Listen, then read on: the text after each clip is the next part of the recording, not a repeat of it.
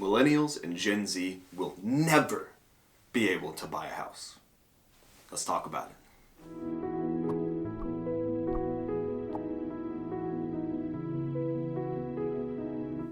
What's up, guys? Reno Reed here of the Reed team with Chartwell Realty here in beautiful Kansas City.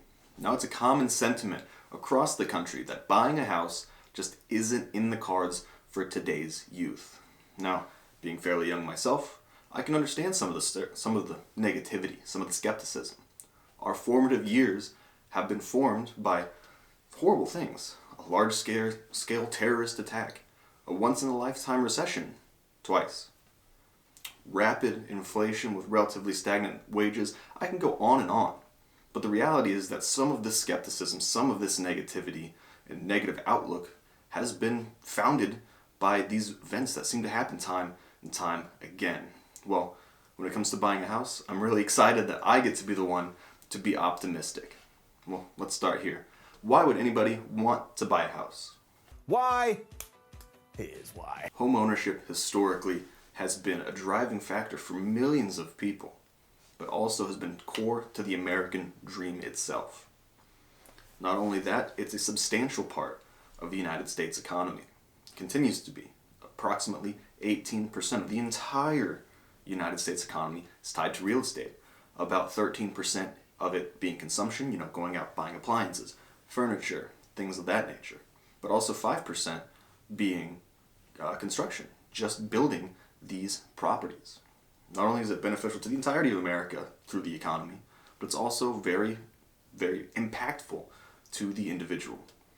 According to the Federal Reserve, the average homeowner, not your Jeff Bezos's, not your Elon Musk's, the average homeowner has approximately 44 times the net worth of the average renter.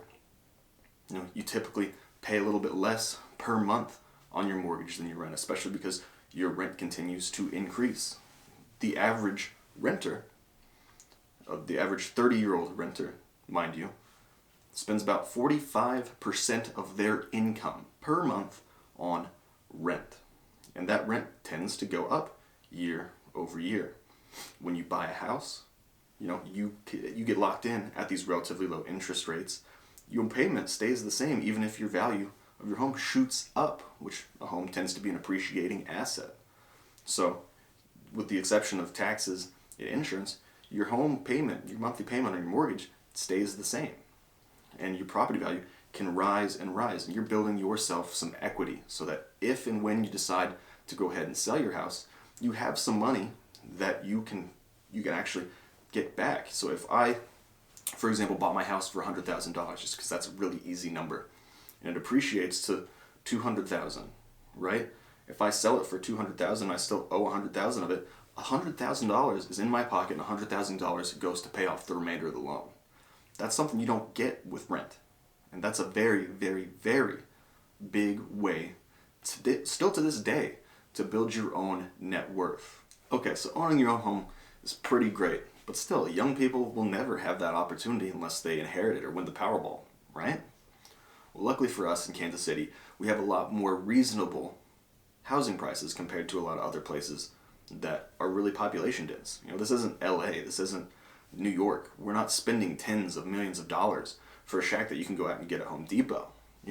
That's a little bit of an exaggeration, but having lower prices definitely makes it more attainable, especially when you realize that what you put up front, your down payment, is a percentage, right?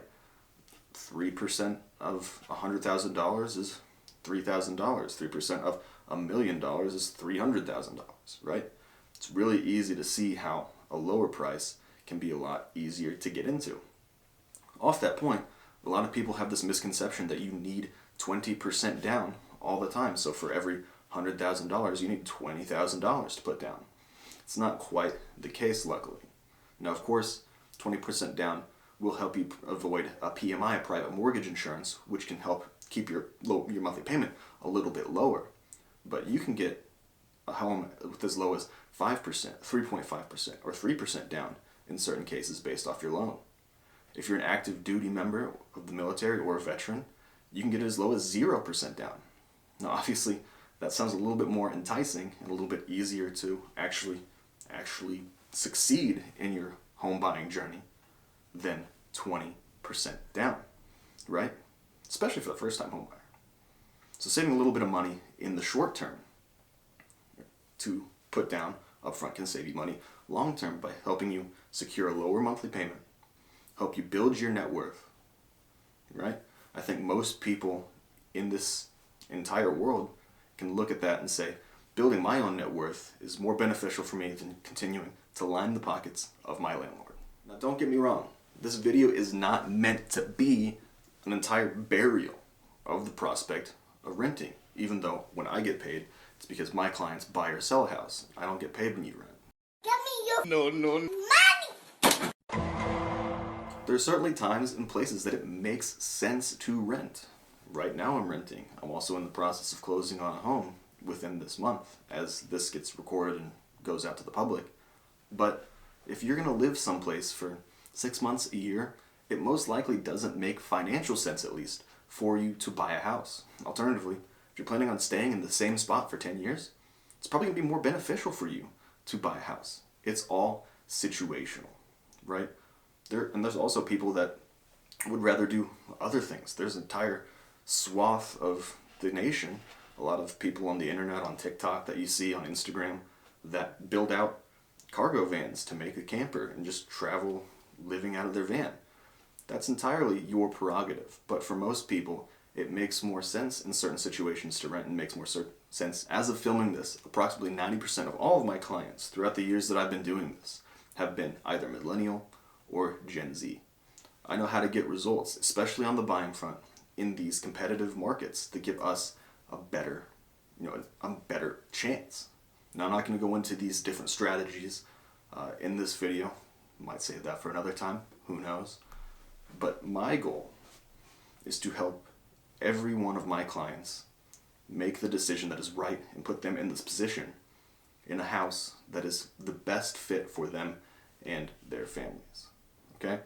So if you are looking to buy in the near future and you want to have a better chance than just a random, hey, let's go ahead and try this, I'd love to help you do that. I make that commitment to you that I will put your needs first and I will continue to push for you to have a place that is perfect for you. And alternatively, if you or anybody you know is looking to sell a house, I would love to help get you the most money that I possibly can for your property in the shortest amount of time. That is my commitment to my clients. I treat them all like they're my family, and even if that's not the most beneficial thing for me financially, I do what is right for them.